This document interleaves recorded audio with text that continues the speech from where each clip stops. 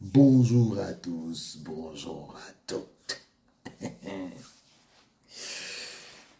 Je vais vous parler d'un petit sujet qui concerne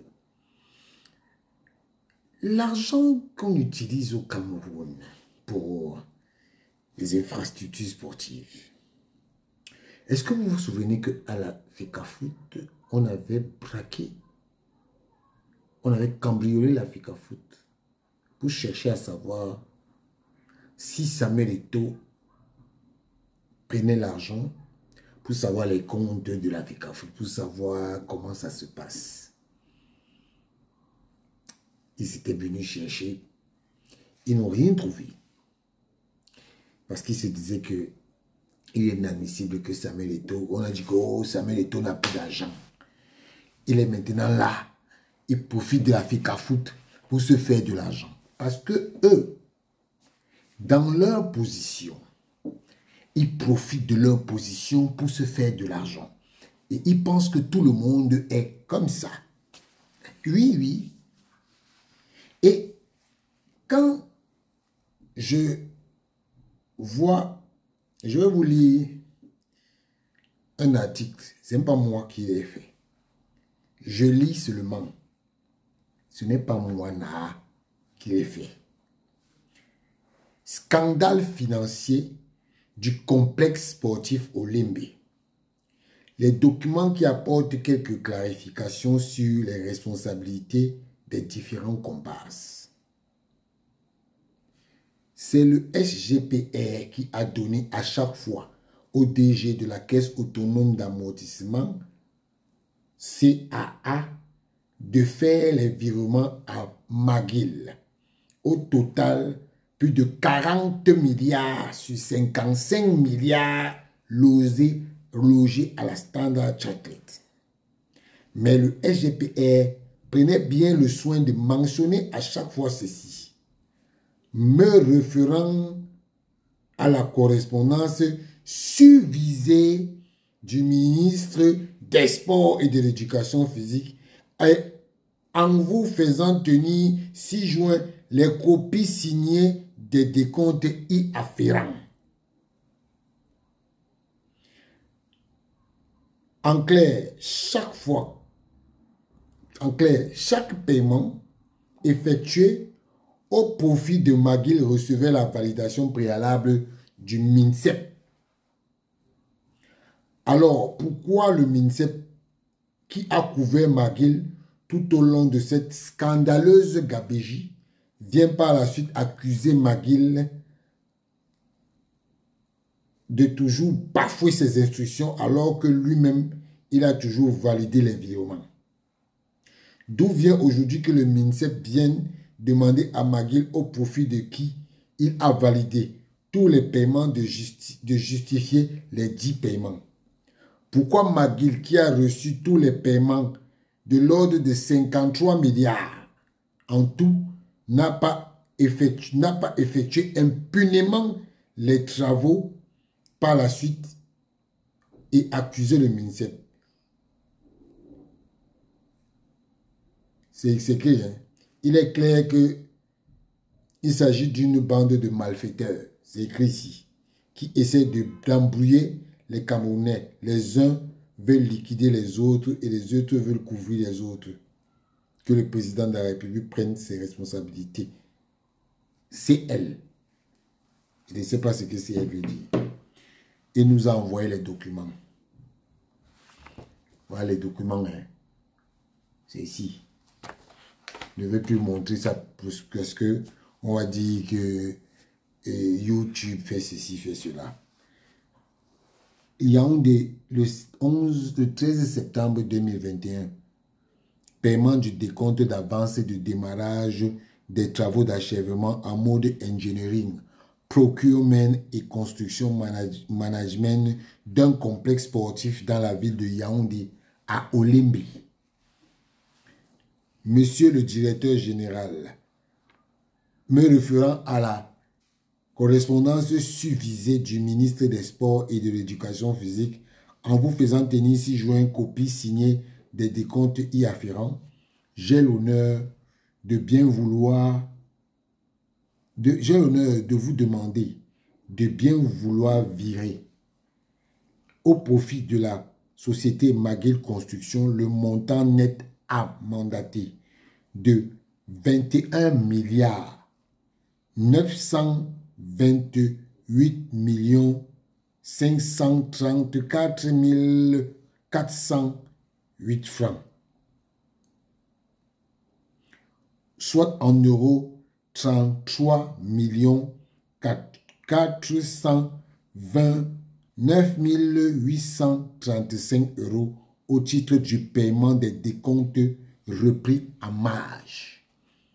Les taxes et TVA et AIR mentionnés dans les dits décomptes seront retenus conformément à la réglementation et à la matière. Vous voudrez bien me rendre compte de vos diligences irrelatives pour la très haute information du chef de l'État. Ça, c'est 21 milliards le 13 septembre. Le 5 novembre 2021, paiement du décompte numéro 3. Moi, je n'ai pas vu le paiement du décompte numéro 2 ici. Mais le 5 novembre, c'est la même lettre, mais le montant est différent. Cette fois-ci, au lieu de 21 milliards, c'est plutôt 1 milliard 72 millions 89 585 francs CFA, soit 1 634 390 euros. Ça, c'est en novembre. Ça fait 21 milliards plus 1 milliard. On ne compte pas le reste, on va compter après. Ça fait 22 milliards en septembre. Le 4 juin, ce qui est bizarre, c'est que les dates, c'est bizarre parce que comment on peut signer un document, un paiement de décompte, le numéro 4, le 22 juin, alors que le premier au démarrage a été signé le 13 septembre 2021. Il n'y a pas un souci? Il y a un souci. Mais sauf que ici, le paiement numéro 4 pour l'achèvement des travaux en mode engineering, c'est 975 millions 179 478 francs CFA. C'est écrit, hein? Soit 1 487 261 euros. Ça, c'est le 22 juin. Le même 22 juin, le même acompte, il y a un autre acompte de 1 milliard 72 millions 89 585 francs CFA. La même somme. Le 23 avril, c'est bizarre parce que ce n'est que 2021 là.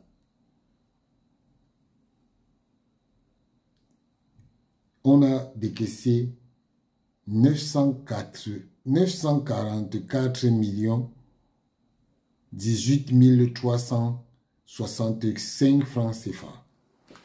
Hey, maman, c'est toujours l'argent du Cameroun comme ça. Oh, merde, c'est l'argent du Cameroun. Le 21 avril, 5 milliards. Ouais. 385, 14, 5 milliards 380,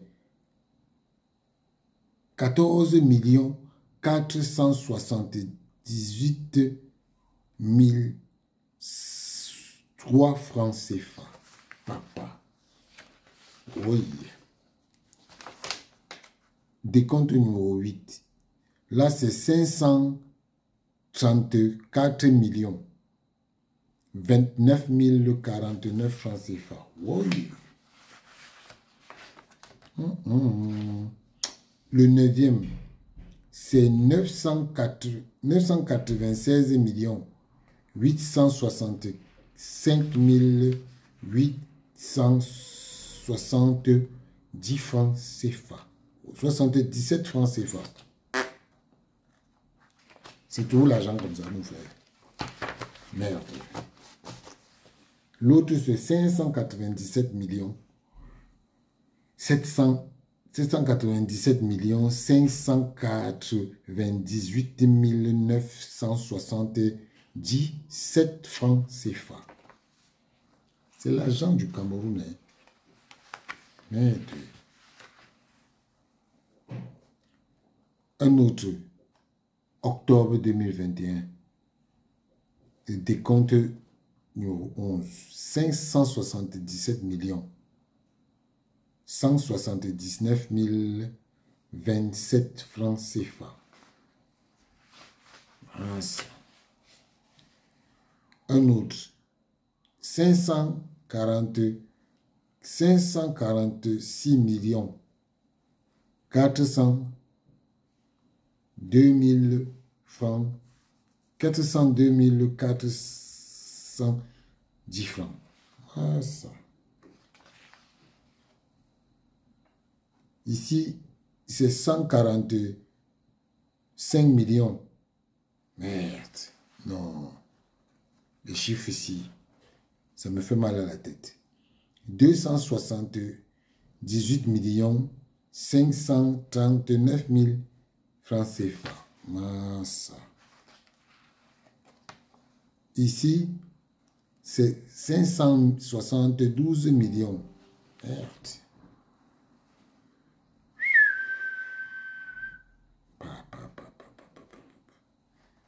Décompte numéro 16. 573 millions 279 francs. Oh.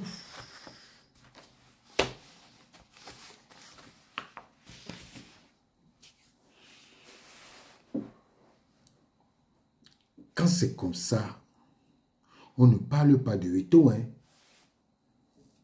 On ne parle pas de veto. Et dans tout ça, le complexe Olembe est comme il est là.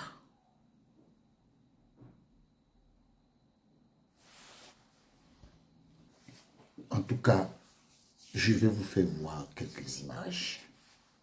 Quelques personnes qui connaissent bien le dossier. Parce que la qualité des médias, ça fait mal à la tête. Écoutez bien ce que certains acteurs disent de l'affaire du complexe sportif d'Olembe. De cette thématique qui concerne le complexe sportif d'Olembe, tout en précisant à nos followers qui ne cessent de nous écrire pour nous demander pourquoi le conseiller technique Cyril Tolo n'est pas sur ce plateau. Je l'ai précisé en début d'émission. Il estime, il nous dit qu'il n'a pas reçu l'autorisation de sa hiérarchie pour venir s'expliquer sur ce plateau à ce sujet, mais qu'à cela ne tienne, nous avons d'autres acteurs qui maîtrisent le sujet, qui pourront mieux éclairer la lanterne de nos téléspectateurs qui nous écrivent depuis l'Allemagne, Raoul, et depuis la France, François. Ils sont très nombreux, scotchés pour suivre cette information. On va commencer par vous, Ben Modo, sur cette affaire au niveau même de la problématique. C'est-à-dire que pourquoi est-ce qu'on investit beaucoup d'argent sur la construction des stades et on n'arrive pas à voir le résultat escompté? Est-ce un problème de management pur ou alors c'est un autre problème qu'on n'arrive pas à cerner quand on sait que le Cameroun a difficilement réussi à obtenir ces stades? Il en est de même pour Olembe, il en est de même pour Garoua, où vous êtes un des constructeurs. C'est quoi la pompe de discorde? Bon, je voudrais commencer par la note, le fait que le docteur Tolo ne soit pas là. J'aurais bien voulu avoir le débat avec le docteur. Malheureusement, il n'est pas là. Et vous comprendrez que je dois me réserver. C'est de votre choix. Vous êtes libre de vous réserver, mais vous n'allez pas. Parce que ça risque vous n'allez pas empêcher aux autres de. Ça risque de faire comme si c'était, comme on dit, le Congo-ça.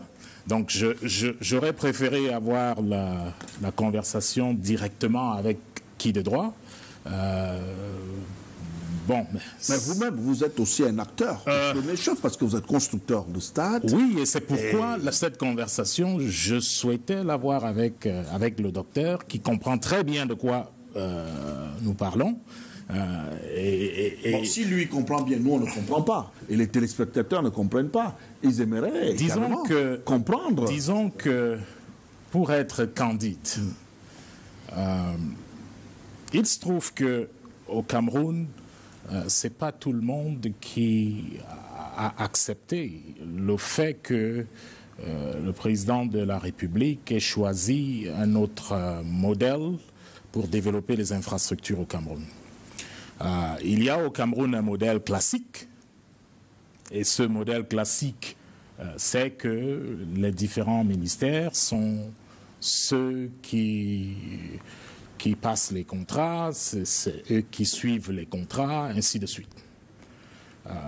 Or, en 2015, 2016, le chef de l'État décide que, bon, après 2 ans de retard, tout devait se passer dans son bureau. Il décide donc de prendre les choses en main et l'attitude des ministères. Et ça, je vous parle comme ayant passé 5 ans à traiter avec ces différents ministères. L'attitude des ministères, c'est un peu l'impression que moi particulièrement j'ai eue, c'était que ces ministères, au moins 2 ou 3 que je connais, faisaient tout ce qui était en leur pouvoir pour démontrer au chef de l'État que la formule choisie par le chef de l'État était la mauvaise formule. C'est-à-dire qu'on prend un projet, le chef de l'État prend soin à son niveau de donner les instructions qui sont données, il fait un choix, et maintenant il envoie le constructeur au niveau des ministères. On a eu l'impression que les ministères, une fois que cette personne leur avait été envoyée, on a eu l'impression que tout se faisait, vous aviez 2 choix. Soit vous collaborez, soit à un moment donné, on veut prouver que c'était un mauvais choix. Vous m'excuserez de ne pas aller dans le détail de cela, donc je voudrais m'arrêter à ce niveau et dire qu'à mon niveau, c'est l'impression que j'ai eue. Et c'est ce qui explique que tant de projets, malgré la batterie de moyens déployés par le président camerounais, beaucoup de projets ont eu des difficultés. Et il y a eu tellement de difficultés parfois qu'on ne peut pas expliquer ces difficultés. Le cas d'Olembe, on ne peut pas comprendre à Olembe, par exemple, qu'on ait un contrat qui est tenu par le maître d'ouvrage, où le maître d'ouvrage a tous les pouvoirs. Le EPCM, c'est en réalité le type de contrat le plus favorable au maître d'ouvrage. Donc c'est ce type de contrat qui donne tous les pouvoirs que vous pouvez imaginer dans un contrat au maître d'ouvrage. On ne peut pas comprendre qu'il y ait des problèmes dans un tel contrat. La raison est ailleurs. Et je lisais la lettre réponse de McGill, qui notait quand même quelques points et semblait suggérer que effectivement le problème est où nous pensons qu'il est, c'est-à-dire au ministère des Sports. Alors, quand on écoute un constructeur de stade, on a quand même un peu froid au dos. Comment est-ce que le ministère, qui est censé quand même être le maître d'ouvrage, qui se plaint de McGill, qui est le contractant, et qu'un constructeur de stade nous dise que c'est plutôt le plaignant qui est fautif. Vous savez. Et Bouba, je dis, ils sont tous coupables. Ils sont tous coupables parce qu'aujourd'hui, vous voyez bien qu'il y a deux camps qui sont en face. Au départ, vous vous souvenez du PENDIS, en 2008. Programme national de développement des infrastructures. 272 milliards de francs pour des stades dans toutes les régions et tout et tout. Ce dossier a été retiré au ministère des Sports. N'ont survécu que les stades de Limbé et de Kouékon. Donc c'est un... nous en sommes, comme on dit chez nous, il ne faut pas regarder là où vous tombez, il faut regarder. Parce que ce programme, en 3 étapes, nous permettait d'avoir des stades prêts en 2016. Donc, on n'en serait pas arrivé là. Mais les grands décideurs, les grands connaisseurs, les propriétaires de la République ont pris les gros morceaux de Japoma et d'Olembe. Et Olembe est en train de suivre le même chemin que le stade Amadou Ahidjo depuis 1972. C'était un complexe. Allez regarder. Donc tout ce qui arrive là, moi ça ne me surprend pas. Parce que maintenant on se tire dessus, le ministère contre tel. On a retiré au ministère. Et puis on a donné ailleurs. Maintenant le ministère est revenu. C'est toujours, comme je disais par rapport au président de fédération, c'est toujours le butin. C'est comme ça. Et nous en sommes là aujourd'hui. Moi je suis libre de le dire. Et beaucoup savent que je le dis, ceux qui ont torpillé le PENDIS depuis 2008. Certains sont morts, d'autres sont vivants. On n'en serait pas là. On ne serait pas allé à renvoyer les compétitions et tout. C'était 2008, 2011, 2011, 2013, 2014, 2018. On aurait été prêts. Tout serait prêt. Il y avait même déjà des financements. Je me souviens que le chef du gouvernement à l'époque, en janvier 2008, est venu au Hilton signer des conventions, des accords avec des Chinois et des banques chinoises qui étaient prêtes à aider le Cameroun. Mais on n'aime pas les choses qui sont lisibles et traçables. Et ça nous amène là aujourd'hui. Mais les querelles là, moi je reste toujours sur ma position. Les querelles, c'est quand le partage est mauvais. Quand on fait un braquage, l'autre dit c'est moi qui conduisais, l'autre dit moi j'étais dedans. Quand c'est comme ça là, c'est comme ça, c'est là où la police rattrape toujours les bandits, c'est tout. C'est ma lecture simpliste. Alors, parce que là, le peuple veut ses terrains, on joue au ping-pong. C'est elle. Mais regardons là où nous avons glissé. Regardez, qui a amené tel, qui a fait rentrer tel dans le jeu, qui a enlevé tel autre dans le jeu. Les réponses à toutes ces questions vous permettent de comprendre le problème. Ce n'est pas à nous, simples observateurs, là, qui allons vous dire que voilà. C'est une affaire qui n'est pas à notre niveau sur ce plateau. Alors, la preuve, c'est que les gens ont pris rendez-vous dimanche et du coup, parce que c'est eux qui devaient nous dire. Nous, on est là pour transmettre ce que nous ressentons à travers notre quotidien avec les gens, le bas peuple, c'est tout. Je vais parler de Prime Potomac. Prime Potomac, justement. Il a posé la question, comment on a fait pour avoir un marché? Nous allons être très transparents. Ça fait 5 ans, un peu plus de 5 ans que je suis au Cameroun. Et je répète ce que je vais vous dire presque chaque fois que je suis en télévision. Il y a une ambassade des États-Unis au Cameroun. Je dis et je répète que l'attribution du projet de Garoua à Prime Potomac était une coopération États-Unis-Cameroun qui a permis à ce que l'entreprise Prime Potomac soit adjudicataire du marché. Bon, il y a des journalistes au Cameroun. Je dis quand même ces choses en télévision depuis 5 ans. Est-ce que l'un de vous a écrit à l'ambassade ou est allé voir l'ambassadeur pour poser ces questions? Je le dis en télévision. Donc, les sous-entendus, il faut arrêter cela. Il faut arrêter cela. Et vous savez, certains des problèmes que nous avons eus au ministère, que ce soit au ministère des Sports ou au ministère du Tourisme, c'est justement venait de là. Moi, un ministre m'a appelé un jour. Le premier jour que je vais voir le ministre, je viens de gagner mon marché. J'entre dans le bureau du ministre. Vous savez ce qu'il me dit? Non, il vous demande sa part. Il me dit, bon voilà, je sais que vous avez arrosé à la présidence de la République. Il faut ici faire ce que vous devez faire. Vous voulez ma part aussi, dans le mapartisme. Alors, vous comprenez, c'est un problème de mentalité. Voilà. C'est que il y a des gens qui pensent que pour avoir les marchés, peut-être parce que ces personnes ont l'habitude de le faire, mais nous disons et nous répétons, je l'ai dit, je pense, 20 ou 30 ou 40 ou 50 fois, notre marché, c'est... Moi, si vous regardez mon PV de négociation, le PV de négociation qui a sanctionné ces marchés, vous savez, il est signé par l'ambassade des États-Unis d'Amérique, l'entreprise Prime Potomac, ex-Simbank USA et une dizaine de ministères. Donc, vous savez, ce sont des choses peut-être qu'on prend à la légère, mais nous, bon, je viens de vous dire exactement qu'est-ce qui s'est passé, pourquoi le chef de l'État a fait confiance à Prime Potomac.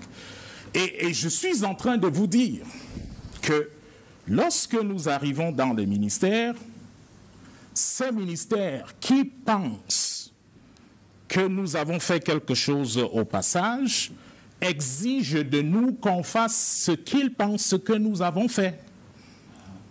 Et nous disons, écoutez, nous sommes une société américaine, nous fonctionnons suivant le code américain, et chez nous, on ne paye pas son chemin.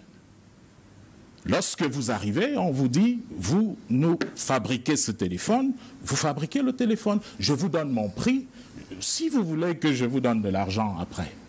Mais dites-moi, combien vous voulez, moi je vais mettre ça dans le budget, je vais vous présenter cela, que tout le monde sache que dans le budget, il y a tel montant qui doit aller chez telle personne, et que ce soit très clair. Mais si vous ne pouvez pas le faire et que ce soit une dépense publique, ne venez pas me voir par derrière pour me demander A ou pour me demander B.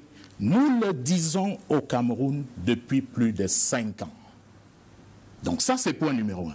Les problèmes que nous avons eus à Garoua, ces problèmes, bon, évidemment que nous connaissons pourquoi ces problèmes existent. Nous connaissons exactement, nous avons fait, je ne sais plus combien de fois, nous avons parlé aux personnes appropriées, responsables, nous avons dit ce qui se passait, nous avons écrit des lettres, parce que moi, lorsque j'entre dans un bureau, je viens pour discuter ce qui concerne les projets qui m'ont été confiés. Alors, M. Belmoudou, vous avez eu un marché de... Puisqu'on est sur Prime Potomac, à Garoua, je crois 26 milliards. Et je voudrais revenir sur ce point, parce qu'avec votre permission, oui. Parce qu'il a dit quelque chose, qu'est-ce qui se passe? Il se passe que, lorsque on nous demande, moi, je parle de mon cas, hein, je vous le dis. Disons, on est sur Prime Potomac. Alors, lorsque nous arrivons dans les ministères, avec notre budget, le design avait déjà été approuvé. C'est-à-dire que vous me demandez de construire un hôtel, je vous dis, je vais vous construire un hôtel de tel nombre de chambres, tel nombre de mètres carrés. Je prends un exemple très simple. Nous avons un hôtel à Garoua qui, le contrat que moi j'ai signé avec l'État du Cameroun, est un contrat pour 10 500 mètres carrés de travaux que nous devons faire. Il doit avoir 100 chambres sur 6 paliers. Ça, c'est le contrat que nous avons signé. Donc, l'État du Cameroun a ce contrat, l'entreprise Prime Potomac a ce contrat. Sauf que nous arrivons, et après quelques demandes indécentes, laissez-moi, vous avez posé la question, je suis en train de répondre à votre question. Alors, nous arrivons, les commissions décident que si on ne fait pas ce qu'on nous demande de faire, le projet ne dépassera pas l'étape de la commission de suivi et de recettes techniques. Alors, cette commission de suivi et de recettes techniques décide de l'autre notre projet. C'est-à-dire, l'idée ici était de faire échouer notre projet en changeant son scope. Parce qu'ils savaient que si on prenait, juste un exemple simple, la surface de travail que nous sommes sur laquelle nous avons travaillé, c'était 19 189 mètres carrés. Imaginez un peu cela. Une entreprise signe un contrat pour vous livrer 10 500 mètres carrés. Lors de l'approbation pendant les études, la séance de la commission technique change son projet, lui demande plutôt de livrer 19 189 mètres carrés, soit un changement de près de 90%. Et comme ils savent que cet argent, vous ne pouvez pas, après avoir signé un contrat, commencer la négociation sur un avenant. Il faut que vous avanciez. Donc, c'était intelligemment fait pour nous pousser à l'abandon. Vous savez le problème qu'ils ont eu à Garoua? À Garoua, c'est qu'ils ont eu non seulement des personnes qui comprenaient exactement de quoi ils parlaient, mais aussi des personnes qui n'abandonnent pas au premier problème. Parce que tout était fait pour que Prime Potomac abandonne. Et pendant qu'ils sont en train de faire cela, d'augmenter, de doubler notre travail, ils sont en train de dire à la presse, bon voilà, Ben Modo, on va l'arrêter demain, on a pris telle chose, on l'a trouvé à tel endroit avec ceci. Ils créent une psychose.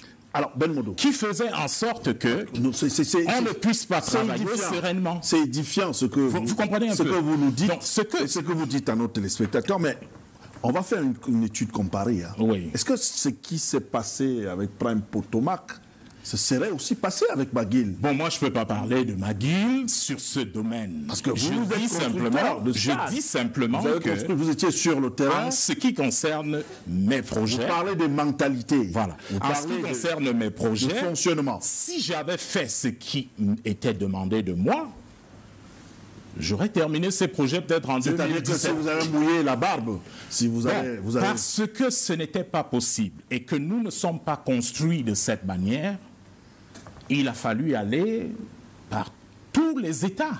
Nous avons tout subi. Tout subi. Je vais vous prendre un autre exemple. On nous retire le marché de l'hôtel sans chambre. Ce marché, dans le contrat que j'ai signé, était de 4 milliards et 7, et puis il y avait des avenants à cause des ajouts. Je vous ai dit qu'on a ajouté presque 9 000 mètres carrés. Alors, nous, la facture de ces 9 000 mètres carrés était autour de 2 milliards 9, quelque chose comme ça, ce qui faisait donc que le total de cet hôtel devait être environ 7 milliards 100 après livraison. Sauf qu'on fait tout pour nous retirer ces marchés. Et lorsqu'on nous retire ces marchés, le maître d'ouvrage qui a tout fait pour nous retirer les marchés écrit au président de la République pour recommander au président de la République de donner notre marché à une société X, que je ne veux pas citer. Vous savez pour combien? 21 milliards de francs CFA. Au lieu de 7 milliards. Au lieu de 7 milliards de francs CFA. 21 milliards de francs CFA. Et ce marché a été attribué à 21 milliards à la société X en question. Le président a vite compris qu'est-ce qui se passait et le président a ordonné que le marché soit rentré à Prime Potomac. C'est comme ça que nous rentrons dans nos marchés. C'est parce que ça devient évident pour le chef de l'État qu'il y a quelque chose qui ne donne pas. Alors, donc ce problème de surfacturation est une réalité dans la construction de stade parce qu'on part de 4 milliards dans notre cas, 7 milliards. De 7 milliards, normalement, pour la finition, on se retrouve à 21 milliards. Alors, moi, j'ai parlé d'un hôtel. On est dans Prime Potomac. Le cas de Prime Potomac. Moi, je ne sais pas pourquoi est-ce qu'un maître d'ouvrage peut écrire au président de la République pour lui dire le même hôtel que Prime est en train de construire pour 7 milliards 100, moi je veux que quelqu'un d'autre le construise pour 21 milliards. Je ne pourrais pas vous expliquer la pensée du maître d'ouvrage lorsqu'il le fait. Le maître d'ouvrage est à Yaoundé, il peut facilement expliquer. Vous ne le connaissez pas. Il a dit, est-ce que c'est un vrai, un faux nom? Il dit qu'il s'appelle M. Baba, fournisseur à Garoua. Il parle des 100 chambres qui sont dans la broussaille et que vous n'avez jamais fini, du côté du stade Rumdadia. Pourquoi les Portugais qui ont fini le stade de l'hôtel Ribadou, Prime Potoma, n'ont jamais fini une structure à Garoua? Donc vous, n'avez jamais fini une structure à Garoua, ni les hôtels, ni les stades, aucune structure n'a été achevée, mais vous avez pris tout l'argent. C'est ce qu'il dit. Bon, écoutez, ça c'est Baba. Je vais répéter ce que j'ai expliqué. Parce que il semble que la répétition est la mère des sciences. Ouais. Lorsque nous gagnons notre contrat, il est pour un travail fixe. Vous me recrutez pour vous construire une maison de 2 chambres ou 3 chambres, un salon, une cuisine. Et vous me dites, je vais vous payer 5 millions si vous me construisez cette habitation. Et vous me dites, voilà la personne qui me représente. Vous me donnez votre frère. Et vous me dites, tout ce que mon frère va vous dire, c'est ce que vous devez faire. Alors moi, je viens, mon nouveau patron devient qui? Devient votre frère. Parce que vous m'avez dit, tout ce que votre frère va me dire, et vous mettez ça dans un contrat. Moi, je viens, et puis votre frère, il me dit, bon, écoutez, 5 millions là, je veux X dedans. Je dis, moi, je n'ai pas d'argent, je peux pas donner. Il dit, ok, l'argent que tu ne veux pas me donner, tu vas dépenser ça dans les travaux. Parce qu'il sait que vous n'allez traiter des additions qu'à la fin du projet. Alors, il dit, ce n'est plus une maison de 3 chambres que vous allez me construire. Vous allez me construire un duplex de 5 chambres. C'est ce que je disais en français facile depuis. Donc, le projet. Exactement. Le projet est changé à 90%. Mais quand on change le projet, pourquoi vous acceptez de continuer? C'est ça le problème. Posez également la même question à McGill, posez la même question à Piccini, posez la même question à Douala, à Yenegoun, parce que au Cameroun, il y a certaines demandes qui ne sont examinables qu'après un certain nombre de temps, généralement à la fin. Donc, quand il vous change votre scope de travail, il sait que vous ne pouvez pas finir cela. Il le fait parce qu'il veut vous coincer. Mais moi, je vais être d'accord avec vous, monsieur. Vous comprenez un peu. Lorsqu'on a un projet, n'est-ce pas? Oui. Lorsque vous allez réclamer les avenants, tout ce qui, parce que lorsqu'on fait les plans de recollement, parce qu'on aura ajouté ci ou ça, mais il y a d'abord un projet de départ. Exactement. Est-ce que vous, par exemple à Garoua, vous avez pu terminer les premières phases, c'est-à-dire que les phases où, avant qu'on les 10 500 mètres carrés. À ce jour, nous avons... Est-ce que vous les avez terminés? Oui. Et maintenant, vous avez enchaîné avec les 9 500 oui, autres qu'on vous demandait. Exactement. Ce que je suis en train de dire, avec votre permission, s'il vous plaît, excusez-moi de vous couper, dans l'hôtel particulier dont on parle, 10 500 de départ, 19 189 à l'arrivée. Au moment où nous sommes à 15 700. Ce qui veut dire que si notre projet initial était resté, on aurait terminé ça il y a des années. Pourquoi vous avez accepté de continuer? Mon patron me dit, monsieur, aujourd'hui... Sans avenant. Il me dit, il y a une procédure. C'est ce que j'essaye de vous expliquer. Donc cette procédure entre en jeu vers la fin du contrat. Mais lui, il veut que vous soyez hors course avant la fin du contrat. Qu'est-ce qu'il fait? Les petites ressources que vous avez, il multiplie votre travail par 2. Il sait que vous abandonnerez de vous-même quelque part en route. Mais vous savez comment nous avons survécu Garoua? Parce que j'ai rencontré des fournisseurs à Garoua. Je les ai rassemblés dans une salle et je leur ai dit, voici le problème. J'ai besoin de votre aide, j'ai besoin que vous m'aidiez. Et ces fournisseurs des Garoua ont donné de leur matériel, ont donné de leur effort. Voilà comment nous nous sommes retrouver dans une situation... Ces fournisseurs pleurent maintenant. Hein. Oui, ils disent qu'ils ne sont pas acceptés. C'est vrai que nous avons payé nos fournisseurs à plus de 70% déjà. Hein. 70%. Mais nous avons encore des fournisseurs à payer. Il ne faut pas se méprendre là-dessus. Donc, je dis que le problème auquel nous faisons face, regardez bien la lettre de McGill. Vous savez, au point numéro 3, McGill dit, au point numéro 4 que j'ai noté, dans la lettre de McGill, la réponse de McGill, McGill dit « Le maître d'ouvrage avalisera des demandes additionnelles non comprises dans le budget initial. » C'est-à-dire exactement ce que je viens de vous expliquer. Ouais, c'est-à-dire que dans le cas de McGill, qui n'était pas prévu, parce que c'est une technique, j'essaye de vous faire comprendre cela. Vous comprenez. Donc, le maître d'ouvrage, quand il veut que vous ne puissiez pas livrer, il vous a donné 200 pour acheter une bouteille d'eau, n'est-ce pas? S'il veut vous mettre dans des problèmes, il vous dit ramenez-moi 2 bouteilles d'eau. Vous faites quoi? Puisque vous n'avez que 200.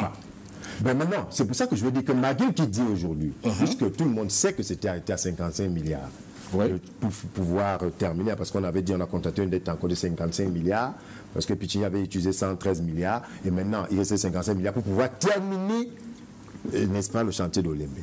Et dans ça, j'ai lu dans la lettre, qui est d'ailleurs une correspondance administrative, où on peut s'interroger comment est-ce que ça a fait pour se retrouver aujourd'hui, pour que ce soit les choses, puisque c'était un compte rendu à la hiérarchie de la part du ministre des Sports, n'est-ce pas? Comment est-ce que ça a fuité pour être là? Aujourd'hui, donc vous pensez que c'est 42 milliards, que McGill a perçu 42 milliards, n'est-ce pas? Et qu'aujourd'hui, n'est-ce pas?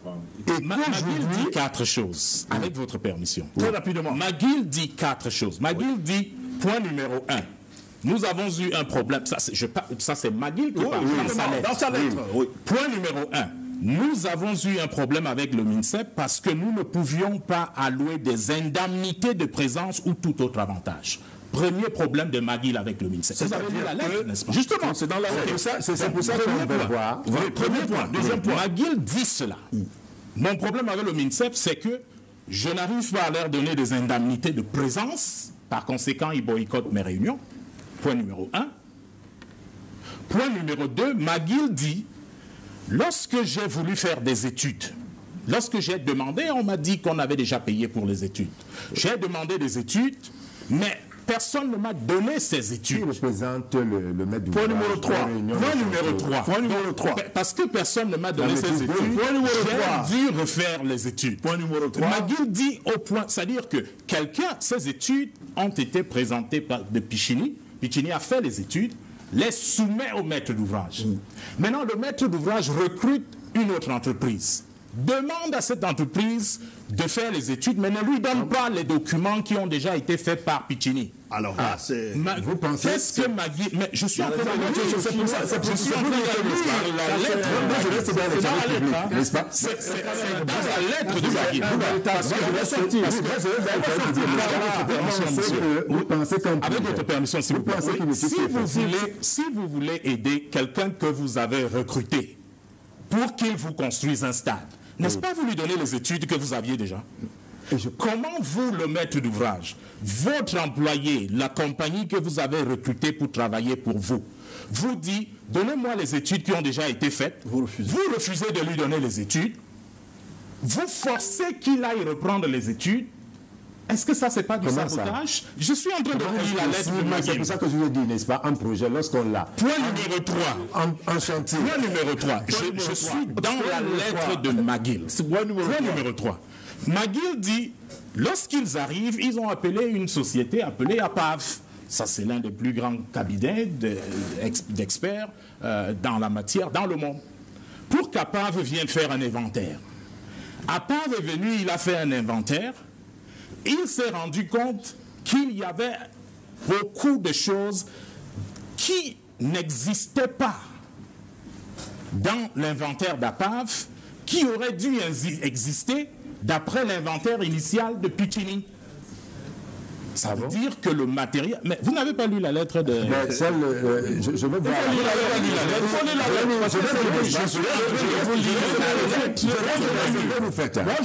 Je vais rester. Ce que vous dites, vous inclinez, M. Benmoud. On sort par là. Oui, on va sortir par là. Je veux juste dire que, vous savez, les entreprises, c'est pour ça tout à l'heure, quand on dit les jetons de présence, est-ce que vous pensez que le maître d'ouvrage... C'est quoi le jeton de présence? Mais c'est vous qui avez parlé là, vous avez dit que... Non, c'est pas lui. Maguil dit j'étais dans l'impossibilité, dans l'incapacité de pouvoir payer les jetons de présence. C'est pour ça que les gens ne venaient pas à les réunions. Ok. Allons donc voir, pendant que vous avez la maîtrise d'œuvre, qui représente le maître d'ouvrage, parce que les réunions de chantier, ils vont faire représenter par le chef service du marché, qui est là, ou l'ingénieur du marché, qui est là. Donc vous pensez que Maguil, pour si peu, va décider pour peut-être faire une réunion de chantier. Qui vous dit que c'est peu? Ah bon? C'est beaucoup? Non, moi, Puisque c'est prévu. Je vous pose la question. Qui a prévu ça? Qui a prévu? Parce que vous allez voir dans toutes les études. Moi, j'ai un contrat avec l'État. Ah, d'accord. Je suis en train de vous dire que ces choses sont prévues. Cher monsieur, de savoir, est-ce qu'à Garoua, vous avez livré les stades? Cher monsieur, je parle pas chinois, cher ami. Non, je veux juste savoir. Dites à ceux qui vous ont envoyé, n'est-ce pas? S'il vous plaît, dites-leur que je viens de donner une explication vous dites que en français facile. Merci. Je vous ai expliqué ici pourquoi est-ce qu'on ne peut pas avancer.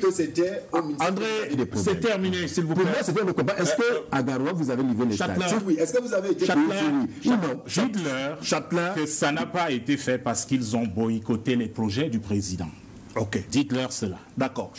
Premier tableau de la soirée, voilà. Voilà les chiffres, monsieur. Coût initial de construction du complexe sportif de Lembe, 163 milliards de francs CFA. On se souvient, lorsque ça avait déjà été annoncé, que beaucoup étaient très surpris. Que c'était d'ailleurs super cher. Oui, c'est vrai qu'il y a des stades qui dépassent le montant de ce complexe, mais il y a également des stades qui sont en dessous du prix de ce complexe et autres. Bon, ce ne sera pas le débat de ce soir, mais on savait à l'époque que le délai de livraison c'était sur 30 mois, dans 2 ans et demi, et que la date de démarrage des travaux était prévue en 2014. C'est pour ça qu'on a bien mis démarrage initial. Ouais. Et l'entreprise, donc, entreprise italienne, le groupe Piccini, date de démarrage effectif, donc mars 2017, et puis livraison prévue en août 2019, le maître d'ouvrage, le ministère des Sports et de l'Éducation physique. Je vais d'abord passer la parole à M. Emmanuel Guidio, car vous regardez ce tableau, on se dit normalement qu'en 2023, on ne doit plus parler de ça. Oui, évidemment, quand on regarde les documents de base, on pourrait bien dire. Mais je pense qu'ici, quand même, il y a des choses à revoir un peu. Oui, bien évidemment, qu'on parle de date de démarrage initial. Oui. Parce que c'est aussi vrai que c'est, je peux me tromper, c'est en mai 2014 qu'on octroie la Coupe d'Afrique des Nations de 2019 au Cameroun. En mai 2014. C'est-à-dire que c'est en mai 2014. Non, même pas en mai 2014, parce que c'est en mai 2014 que la mission de la CAF arrive à Douala, arrive au Cameroun, pour faire la visite des différents sites qui pourraient, susceptibles d'abriter les compétitions. Et cette mission de la CAF passe à Douala, je pense, le 25 mai, si je ne me trompe pas, 2014. Bon, je me dis que, et c'est vrai que quand on prend en 2014, il y a un site qui est choisi, qui est déjà prédestiné pour le stade principal.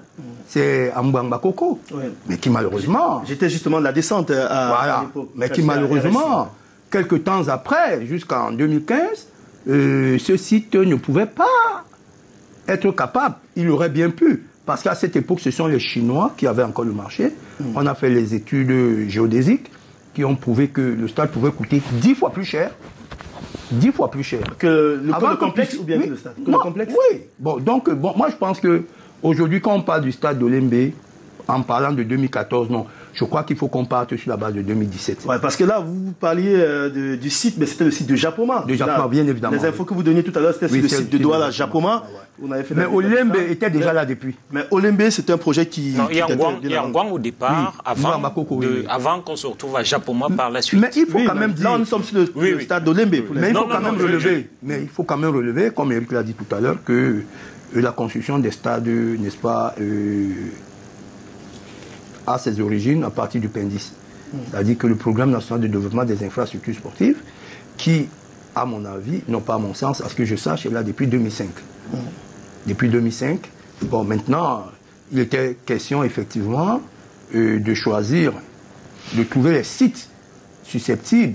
Le Cameroun n'avait même pas encore en projet l'organisation de la CAN, n'est-ce pas? Mais en 2005 déjà, il y avait le projet avec le ministre Edouard Augustin, on a travaillé dessus, n'est-ce pas? Il y avait déjà le projet de développement, le programme national de développement des infrastructures sportives. Bon, même malheureusement, nous savons qu'avec tout ce que cela comporte comme crise et autres priorités de l'État, n'est-ce pas, ce programme était certainement resté en berne, jusqu'au moment où le Cameroun, avec l'ancien du chef de l'État, décide, n'est-ce pas, d'organiser la CAN de 2019. C'est à ce moment-là qu'on se met en branle, après l'octroi de 2014, qu'on se met en branle et on décide maintenant de construire les infrastructures sportives. Voilà, le tableau c'était juste pour faire un petit rappel, puisque on n'est pas encore dans le cœur du sujet, puisque c'est la rupture unilatérale du contrat par McGill, la société canadienne. Ça nous permet de regarder le deuxième tableau, et de faire intervenir le deuxième invité, en regardant les dates et les chiffres clés pour ce complexe sportif d'Olembe. Ça, on va le voir avec vous, Eric Martial Djomo, parce que là, ce sont des données importantes avant de voir l'expert à BTP sur une autre question. Est-ce qu'on peut avoir justement le deuxième tableau? Regardez les dates et les chiffres clés. Donc, mars 2017, démarrage des travaux par le groupe Piccini, la société italienne. Dans la foulée, donc, il y a un prêt de 139 milliards de francs CFA de la part de l'État du Cameroun, octroyé à la banque Intesa San Paolo SPA. Puis, il y a un autre prêt de 24,5 milliards à la banque UBA. Le 29 novembre 2019, le Cameroun résilie le contrat avec Piccini, c'est-à-dire qu'ils ont fait près de 2 ans et demi sur place et ils n'ont pas livré le complexe, puisqu'on sait que normalement le complexe était 30 mois, donc c'était presque dans l'état de partie, mais ils n'ont pas livré le complexe. Il y a eu donc ce problème, Piccini qui réclamait 28 milliards en plus, et il y a eu donc cette grisaille, le Cameroun résilie le contrat. Décembre 2019, McGill arrive. 16 février 2021, il y a un prêt de 55,7 milliards à la banque Standard Chartered Bank de Londres, ouais, Standard Bank, et BPI France Export. Et dans la foulée, des mois après, il y a eu un appui exceptionnel de la part de l'État de 10,3 milliards de francs CFA qui regroupe, il y a le fonds de contrepartie, 6,3 milliards, et le fameux 4 milliards de prêts relais que le ministre des Sports a spécifié dans sa correspondance à la primature avant-hier, le document qui a donc fuité sur Internet. Votre lecture d'abord sur ces données-là? Ça fait beaucoup, ça fait gabégie, ça fait pas du tout sérieux de la part de plusieurs administrations impliquées dans cette affaire. Ça fait pas du tout sérieux du côté de la task force qui gérait cette affaire, la task force au niveau de la présidence de la République, gérée par le secrétaire général de la présidence de la République.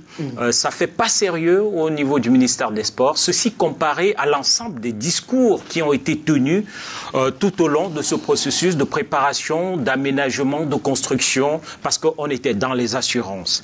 La première chose et le premier chiffre que vous évoquez, c'est le chiffre initial de 163 milliards de francs CFA. Malgré le fait que ce chiffre ait fait débat, malgré le fait que ce chiffre ait fait jaser énormément, on s'est retrouvé dans une situation telle que le groupe Piccini, qui est adjudicataire du marché au départ, réalise ou réussit à consommer le budget à hauteur de 113 milliards de francs CFA. Consomme ce budget 113 milliards sur les 163 sur milliards les 163 milliards de départ. Réussit à consommer les 113. Et vous dit à un certain niveau qu'il faudrait 28 milliards supplémentaires pour pouvoir mener le projet à son terme. On se retrouve dans un imbroglio terrible. Pikini décide de partir. On préfère faire venir McGill et par la suite ressortir une autre affaire ou un autre emprunt de 55 milliards de francs CFA.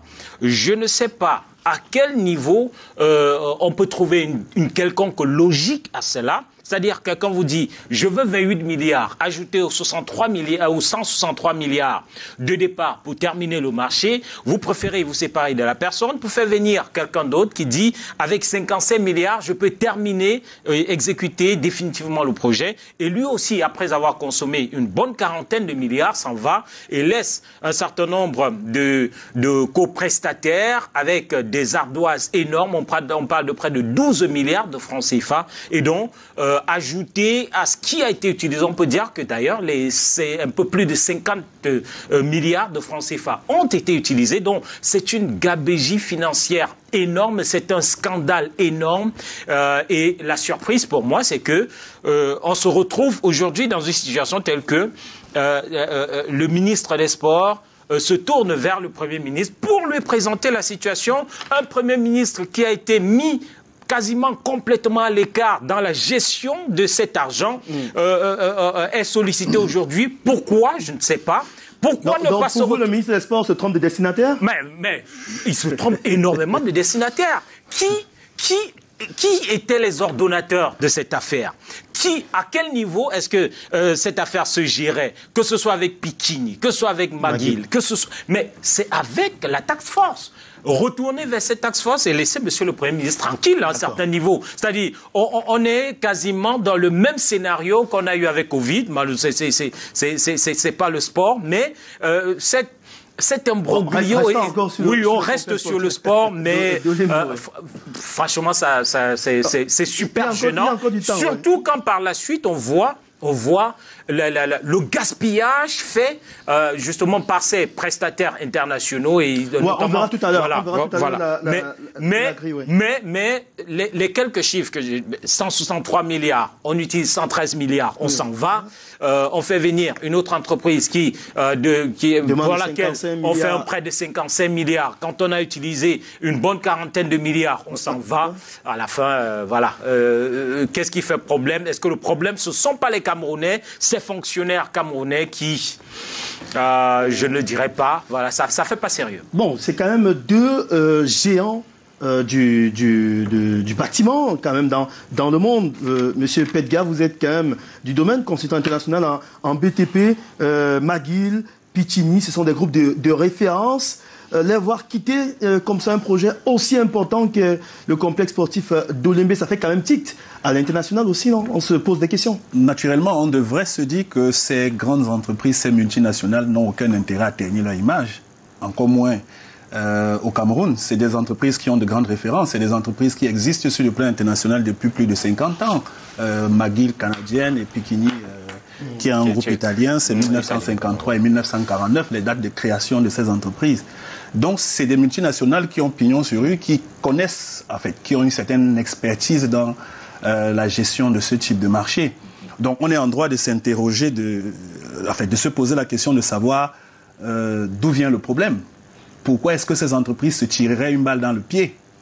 Donc, je pense, à mon sens, qu'il faut d'abord interroger, dans un premier temps, les modes de passation de marché, les modes d'attribution des dix marchés. Parce que si on passe de temps à avoir des montants aussi colossaux et à passer des marchés au gré à gré, parce que le principe du gré à gré signifie que on est dans un système où il n'y a pas de sous-commission qui examine les dossiers dans le fond, on a des clauses secrètes. Voilà, c'est ce que ça veut dire, le gré à gré. Oui. C'est deux parties qui s'entendent sur comment elles font leurs choses. C'est-à-dire que l'État du Cameroun qui paye et Pikini ou McGill qui dit voilà mon cahier de charges, ce que je fais avec votre argent. Donc le mode de passation de marché, à mon sens, doit être interrogé. Et si le mode de passation de marché n'est que gré à gré, ça signifie qu'on n'a pas associé à ces éléments suffisamment d'experts compétents pour apprécier les clauses ou alors les cahiers de charges de ces différentes compagnies. Et aujourd'hui, si une compagnie dit qu'elle part, c'est qu'elle est asphyxiée. Ma question, c'est, mais si elle a reçu autant d'argent, pourquoi elle part? Est-ce qu'elle a reçu cet argent? cette compagnie. Alors, au cas de Pikini, Pikini avait un contrat de conception, études et réalisation du complexe d'Olembe. 3 volets. C'était 3 volets que Pikini avait à sa charge. Mais Pikini qui va prendre presque 70% du montant... Pardon 75. Voilà, environ 75% du montant du marché, sans avoir atteint 75% de réalisation de taux d'exécution physique, qui s'en va. McGill qui arrive à son tour, qui doit prendre plus de 40 milliards de francs CFA, donc qui est à presque 80 ou 85% de taux de décaissement, et qui a des ouvrages non encore entamés. Je ne sais pas si on se comprend. C'est que vous avez des ouvrages non encore entamés, vous avez des ouvrages qui sont déjà mis en service, comme les stades, etc., qui ne sont pas exploités depuis plusieurs mois, donc qui demandent un coût d'entretien. Ça veut dire que l'État se retrouve dans une situation où vous avez des infrastructures qui sont mises en service et qui ne servent plus, et donc qui ne sont pas productives, et qui a besoin d'argent non seulement pour entretenir ces infrastructures, mais qui doit ensuite, aujourd'hui, trouver de l'argent pour aller finir les ouvrages non encore entamés. Ça fait trop, ça fait trop. Donc on se demande, qu'est-ce qui s'est passé dans la cellule d'attribution des marchés? Quelles sont les clauses réelles de ces contrats? Pourquoi aujourd'hui Pikini qui a été jeté a riposté? Parce que Pikini a riposté. Oui. Voilà, ça veut dire qu'ils ont des éléments qu'ils attaquent. Est-ce qu'aujourd'hui le courrier du ministre ne dit pas quelque part que Pikini avait des raisons de se plaindre hier? Parce que... Oui, on peut également au vu tirer ce type de conclusion. Voilà, ce type de conclusion. Et le ministre indique dans son courrier que pendant 2 ans, ils ont réclamé des rétro-plannings à McGill qui ne fournissaient pas. Je ne sais pas si vous avez lu. Tout à fait. Mais je ne comprends pas qu'il y ait tout un comité de pilotage de ce projet, une mission de contrôle, et personne n'a eu le réflexe de faire des mises en demeure à McGill pour leur dire, vous avez pris notre argent et on n'a pas de visibilité sur là où on va. Le planning, c'est le document qui indique clairement le chemin, c'est-à-dire la gestion du temps. Mais vous ne pouvez pas, pendant 2 ans, une entreprise qui est en train de consommer votre argent est en train d'avancer, faire une navigation à vue, et vous n'êtes pas capable de leur dire stop. Personne ne fait des mises en demeure, et aujourd'hui on s'arrête comme si on n'avait rien vu venir. Voilà, justement, on n'a que nos yeux pour pleurer, mais sauf que le dossier même Piccini n'est pas toujours fermé, puisque il y a toujours on a un contentieux avec Piccini, et là on va entrer dans un autre contentieux avec McGill. Eh bien, pour essayer d'avoir des éléments d'explication sur cet énième abandon dans le dossier complexe sportif d'Olembe, eh bien, nous sommes allés rencontrer le conseiller technique auprès du ministère des Sports et de l'Éducation physique, parce qu'ils font partie de ce dossier. C'est important qu'on sache un tout petit peu ce qu'ils peuvent apporter comme explication sur le départ de McGill, qui va attaquer le Cameroun dans quelques jours à l'international. Eh bien, on va écouter Cyril Tolo, dans cette interview réalisée par notre collègue à Yaoundé, Daniel Anissé Boudier, un peu près de 4 à 5 minutes d'échange pour comprendre un tout petit peu ce qui se passe dans ce dossier, tout en rappelant qu'il y a eu succession de réunions hier au ministère des Sports et que ça bouge du côté du Sérail en ce moment, et que même les alentours du stade du complexe Olembe sont gardés, sont hautement gardés. Je préfère ne pas donner des précisions. On va écouter Cyril Tolo. La relation entre le maître d'ouvrage qui est l'État du Cameroun et la société canadienne. Ok, merci. Avant de répondre à cette question, permettez-moi au nom du ministre des Sports de remercier Canal 2 de s'intéresser justement à l'actualité concernant le complexe sportif d'Olembe, une infrastructure qui est construite sur l'instruction du chef de l'État et dont le ministre des Sports, en tant que maître d'ouvrage, à la charge. Alors, en ce qui concerne les relations entre le maître d'ouvrage, c'est-à-dire le ministère des Sports et Canal 2, je ne peux pas dire que ces relations étaient très cordiales. Elles étaient plutôt difficiles. Elles étaient difficiles depuis plusieurs mois parce que nous avons observé une divergence d'intérêts entre les intérêts de l'État, donc représentés par le ministère des Sports, et les intérêts de McGill. Les intérêts de l'État consistaient à mettre à la disposition de McGill le financement nécessaire pour achever le complexe sportif d'Olembe dans toutes ses composantes, c'est-à-dire le stade principal de 60 000 places, l'hôtel 5 étoiles, le centre commercial, les 2 stades d'entraînement dont les travaux avaient déjà été initiés par Piccini, et ainsi que le gymnase, la piscine olympique, les stades de basket, les cours de tennis, que nous avons généralement appelé la phase 2.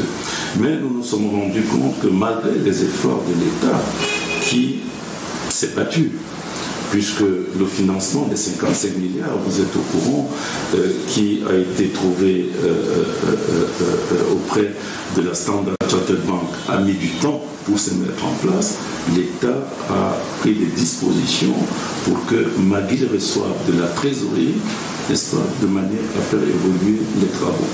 Ainsi, ils ont reçu d'abord 6 milliards qui représentaient les frais de contrepartie, alors que le financement en soi n'était pas mis en place, n'était pas encore mis en place. Ils ont encore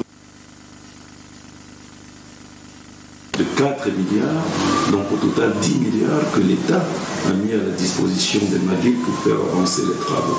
Effectivement, les travaux ont avancé de manière substantielle, mais le rythme d'avancement des travaux n'a jamais satisfait le ministère des Sports. Et en plus, nous avons constaté que McGill utilisait toutes sortes de superfuges, toutes sortes d'obstructions pour faire avancer les travaux au rythme que souhaitait le ministère des Sports. C'est donc de justesse, et d'ailleurs au forceps, que nous avons pu livrer le stade d'Olembe, n'est-ce pas, dans le cadre de la Coupe d'Afrique.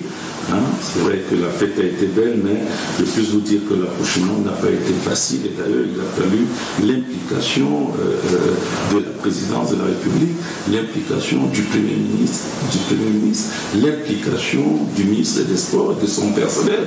Et il faut le saluer, le comportement patriotique de nombreux sous-traitants locaux qui, malgré le fait qu'ils n'étaient pas payés, malgré le fait qu'au mois d'octobre 2021, McGill avait déjà perçu beaucoup d'argent, pratiquement 42 milliards, malgré le fait, disais-je, qu'ils n'étaient pas payés, ils ont accepté de travailler aux côtés du gouvernement pour que le stade d'Olembe soit prêt. Donc vous voyez, nos relations étaient faites de respect mutuel, mais ce n'étaient pas des relations véritablement de confiance, ce n'étaient pas des relations de cordialité telles que ça devrait exister entre un maître d'œuvre et un maître d'ouvrage. Voilà, alors quand est-ce que McGill a effectivement arrêté les travaux?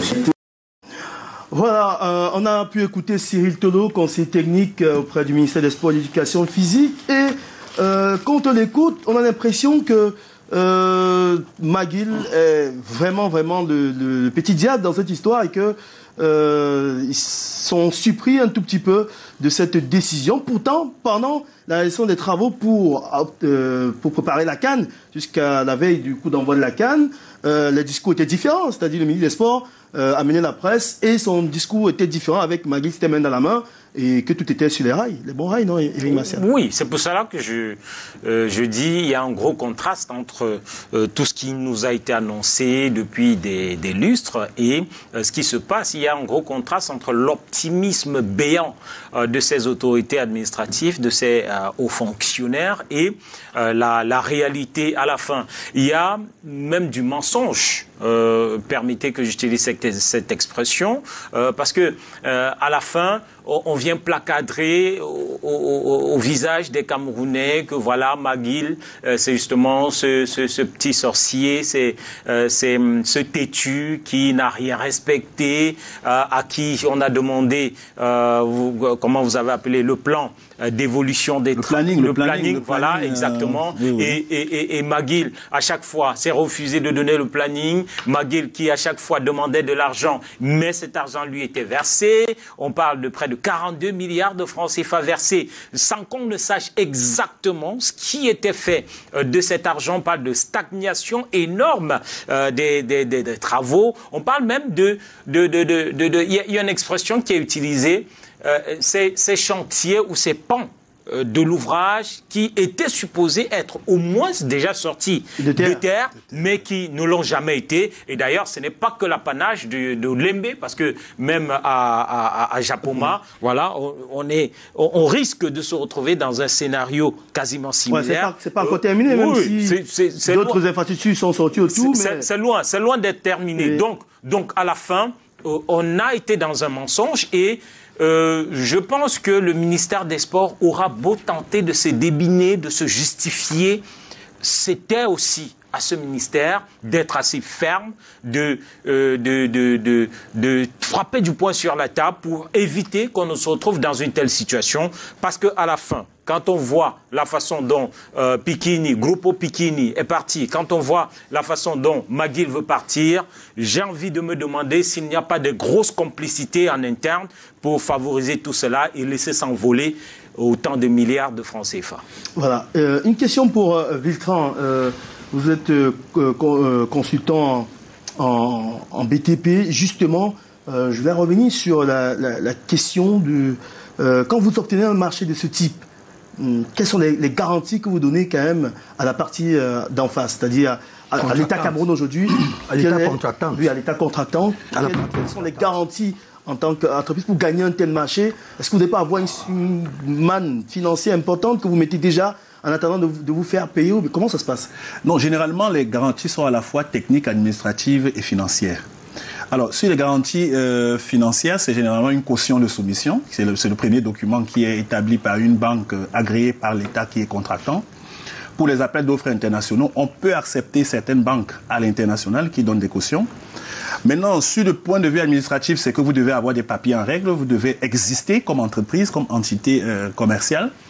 Et sur le point de vue technique, vous devez avoir le personnel, les équipements qu'il faut pour pouvoir mener à bien ce marché. Mais la partie financière aussi, il y a un critère très très important, c'est la capacité financière. Généralement, dans les dossiers d'appel d'offres, c'est réclamé aux entreprises. Et les entreprises qui ont la capacité financière, c'est-à-dire qui ont des lignes, par exemple, de découvert assez grandes dans les banques, c'est-à-dire les entreprises sont capables de financer les travaux à hauteur d'un certain pourcentage sans souffrir de l'attente du paiement du client. Oui. C'est un critère très, très, très, très essentiel. Surtout quand on travaille avec l'État, parce qu'on sait que l'État, c'est un payeur lent. L'État paye, mais il paye toujours lentement. Donc, on ne peut pas travailler avec un État sans avoir ce genre de capacité financière, en fait, d'autofinancement. Justement, je vais vous relancer sur la question, mais je vais d'abord avoir l'avis de M. Emmanuel Guidio. Du temps où vous étiez délégué, vous avez justement vu débuter des travaux avec la société turque, ici à Douala, pour le cas de Japoma. Je crois que c'est Yenigun, la société turque pour Japoma.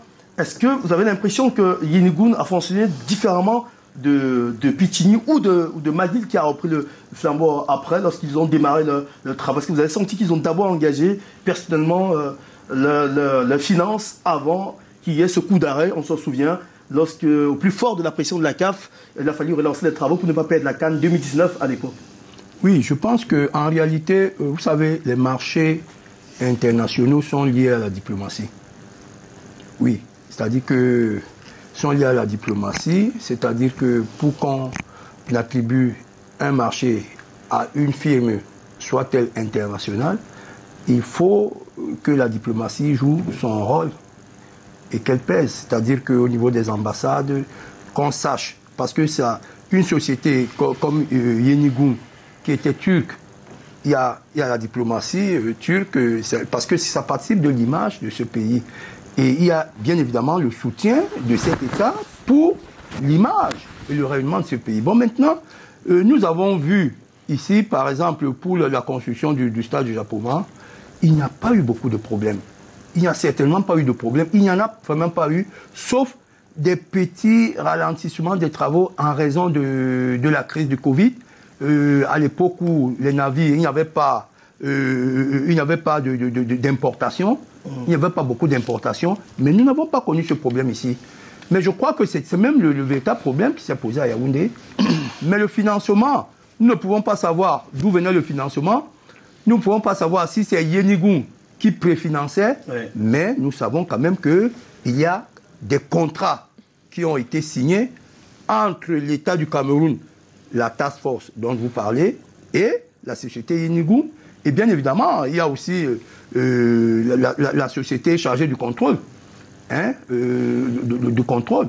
Parce que à aucun moment on interpelle, on ne sent la le société. maître d'œuvre, le maître d'œuvre, oui. Le maître d'œuvre. Oui, parce que qu'il est aussi très important dans ce processus. Malheureusement, on n'en entend pas parler. Mais je crois que pour les financements, quand on a vu, bon, aussi, tout à l'heure, moi je dis, Douala, c'était pas Yaoundé. C'est vrai que Douala aussi, c'est un complexe, mais il n'y a pas d'hôtel 5 étoiles.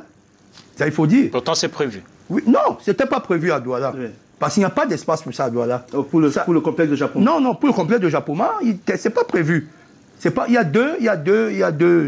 deux gymnases qui sont prévus avec les 2 stades et puis le parking, c'est tout. La piscine olympique. La piscine, oui, la piscine. Non, la piscine est là. Oui. Et puis le gymnase aussi est là, bientôt opérationnel, n'est-ce pas? Bon, nous sommes à Olembe, on va parler d'Olembe. Oui, restons justement sur le cas d'Olembe. Viltran, Pedga, lorsque McGill arrive, est-ce que les choses se passent dans les normes? Reprendre un contrat aussi colossal dont il y a encore un litige patent entre le Cameroun et Pitini, est-ce que ce litige-là n'a pas fermé des portes à McGill pour lui empêcher d'avoir des fonds propres dans les banques pour pouvoir justement mener à bien ses travaux? Oui, malheureusement, c'est le mauvais côté de ce genre de procès, c'est qu'en fait, ça ternit l'image du pays. N'oubliez pas que c'est 2 entreprises qui viennent de l'étranger, de l'Hexagone. Donc, si une entreprise se plaint à l'international du comportement du Cameroun, il est clair que McGill aura du mal, si elle veut lever des fonds, puisqu'il y a une certaine réputation qui va venir de là. Donc, il y a une certaine réputation. Donc, c'est normal que à un moment donné, il soit dans ce type de difficultés. Mais il faut aussi noter que le simple fait que McGill, en reprenant un projet et que le maître d'œuvre, comme disait monsieur le délégué tout à l'heure, ne signale pas les manquements sur les documents qui permettent d'avoir une visibilité sur son schéma d'exécution, devait être un élément d'alerte pour dire que mais où est-ce qu'on va? Je voudrais aussi vous rappeler que McGill a refait le stade de Bépanda. Je crois que monsieur le délégué peut me corriger. C'est McGill qui refait le stade de Bépanda, mais tenez-vous tranquille. McGill n'a pas de technicien. McGill n'a fait qu'employer, la plupart du temps, des sous-traitants. À la fois une entreprise camerounaise dont je vais taire le nom pour éviter la publicité, et une entreprise du groupe Fayad qui s'appelle Razel pour ne pas la citer. Donc, et Razel qui se plaint aujourd'hui de ne pas toujours avoir reçu la totalité de son paiements. Donc vous devez comprendre que si on part de ce postulat d'une entreprise qui est géante mais qui arrive dans un pays et qui a besoin toujours de s'appuyer sur d'autres compétences locales et étrangères, on a le droit de se demander, mais était-elle la meilleure qualifiée pour aller reprendre des travaux qui étaient déjà en difficulté à Olembe? Sans oublier que quand on reprend des travaux, l'entreprise qui vient n'a pas envie de considérer ce que l'ancienne entreprise a conclu avec vous. Elle a ses contraintes, elle a ses charges, elle a ses difficultés, elle a sa vision. Et reprendre coûte toujours plus cher. Je suis désolé, parce que quand on a dit tout à l'heure qu'on a encore emprunté 55 milliards, bon, le chiffre peut être exagéré, mais... 55,7 milliards. Oui, mais le chiffre peut être exagéré, mais il n'en demeure pas moins que si vous reprenez des travaux de ce type, vous laissez des plumes. Sur le point de vue financier, vous laissez des plumes.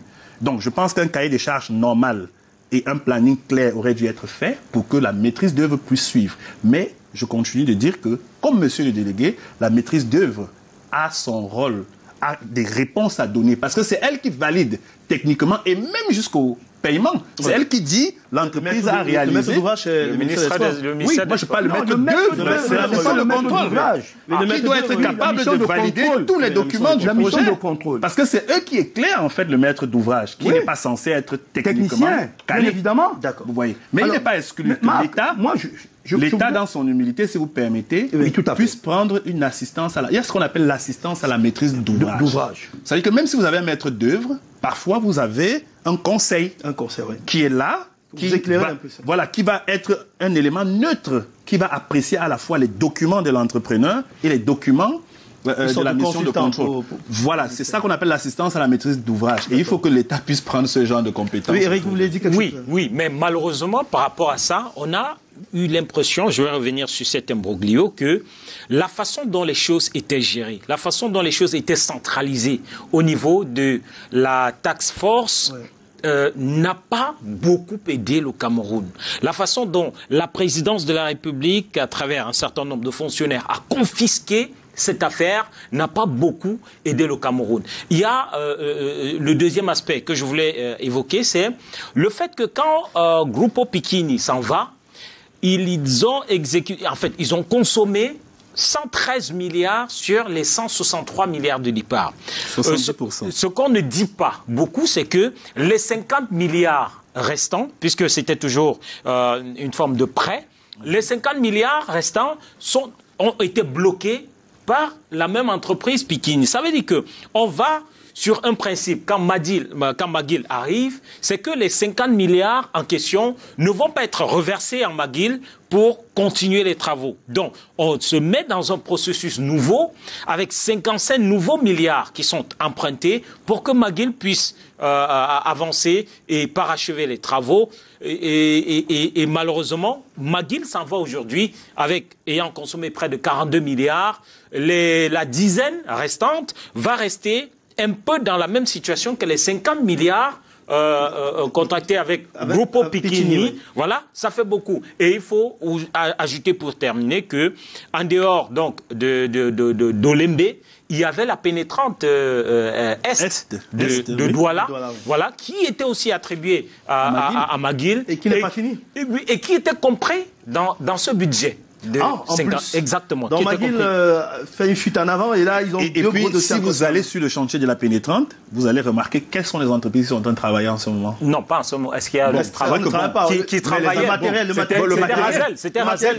Mais Razel, le contrat de Razel avec McGill en ce moment pour ce projet est rompu. Et il y a deux entreprises nationales qui sont en train de reprendre ce chantier pour le compte de McGill. Je vais taire les noms parce que bon après. Non mais vous citez Razel et vous. Vous citez Razel, vous refusez de citer les Camerounais. Je vous disais dans le cadre de Bepanda et je voudrais féliciter, si vous permettez, les entreprises qui ont travaillé dans le cadre de Bepanda, c'est Razel et Calfrelec. Par exemple, Calfrelec, c'est une entreprise nationale camerounaise basée à Douala qu'il faut féliciter, qui a été à la hauteur des travaux, mais c'est pas McGill. Donc, sur la pénétrante Est aujourd'hui, vous avez McBones qui sont activés après Razel, qui sont des entreprises nationales, qui ont fait des réalisations que nous connaissons. Pourquoi l'État ne leur donne pas ce genre de marché? Pourquoi on a besoin d'aller passer par un Canadien pour venir appeler après nos frères avec leurs équipements et leur personnel pour venir exécuter ce genre de travaux? Peut-être parce que là-bas, les chiffres sont plus énormes et colossaux, comme on va le voir avec ce tableau qui a également fuité. Et c'est la veine, hein, c'est-à-dire que la presse adore ça. On nous lance des petits poissons comme ça et on attrape. On ne sait pas qui fait fuiter les documents, mais depuis que McGill est parti, bien tout sort. C'est vrai que l'entreprise canadienne elle-même n'a pas encore communiqué de manière officielle en dehors de cette note du ministre. On peut regarder un peu ce tableau rapidement pour voir à combien étaient payés justement les cadres étrangers dans la société McGill, et on peut se rendre compte qu'ils sont payés par heure pour d'autres. Par heure, par jour, donc c'est bien renommé, et que la secrétaire administrative de McGill touchait 11 millions et quelques par mois. Le plus bas salaire. Oui, le plus bas salaire qui est de 11 millions et quelques par mois. Alors, Vitran, Pedgar, vous êtes consultant international, c'est-à-dire vous avez fini de jouer au 2-0 au Cameroun avec les entreprises d'ici. Maintenant, vous jouez à la Ligue des Champions dans la BTP à l'international. Oui. Est-ce que ce type de prix cadre avec les prix habituels à l'international dans ce domaine? Non, je dirais qu'il y a des montants un peu exagérés. Mais vous savez, une entreprise a ce qu'on appelle un coefficient d'adjudication. Le coefficient d'adjudication, c'est une donnée qui permet aux entreprises de faire leur cotation. C'est un rapport entre le déboursé sec, c'est-à-dire que le coût d'exécution, et le coût du marché, c'est-à-dire le chiffre d'affaires. Ça donne le coefficient d'adjudication. Maintenant, c'est une donnée qui permet donc aux entreprises de montrer les charges qu'elles ont. Vous voyez, je vous prends un exemple simple. Si vous dites à Razel, faites une route, et vous dites à Mac, faites une route, les deux n'auront jamais le même prix pour la simple raison que le traitement des cadres chez Razel sera forcément différent du traitement des cadres chez l'entreprise locale. Mais ces chiffres que vous voyez n'est pas forcément le salaire payé exact à ces ingénieurs sur le terrain, malheureusement. Mais c'est des éléments qui sont mis dans le dossier de soumission pour justifier les coûts, les prix unitaires appliqués au marché. Vous voyez un peu.